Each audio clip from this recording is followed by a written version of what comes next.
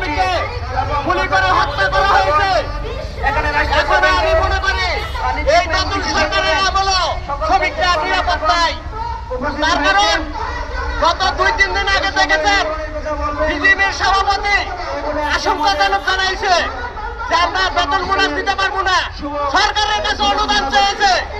আমি একটা প্রশ্ন রাখতে চাই এই জায়গায়, যে বেতন ঈদ বোনাস আপনারা জানেন এটা দিতে হবে। শ্রমিকদের সারা বছর পায় না, ঈদের সময় 2টা ঈদ, বছরে 2টা ঈদের ঈদ বোনাস দিতে হয়।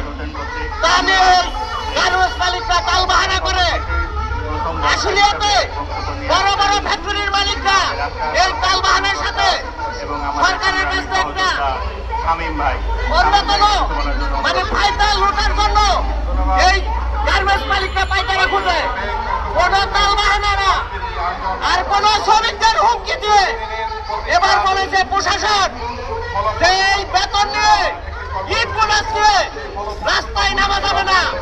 তার কারণ সরকারের নির্দেশ। আমি বলতে চাই এই তাল বাহানার কথা বলে শ্রমিককে শান্ত রাখা যাবে না।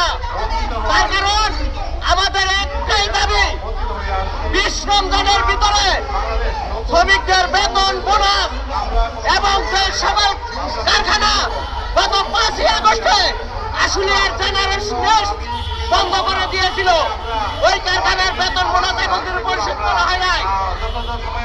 তারপর নাশা গ্রুপ এসব কারখানা বন্ধ কারখানা খুলে দেন এবং শ্রমিকদের বকেয়া পাওনা দিয়ে ঈদের আগে নিষ্পত্তি করতে হবে, যাতে শ্রমিকরা নির্বিঘ্নে পরিবারের সাথে একসাথে ঈদ করতে পারে। এ বলে আবার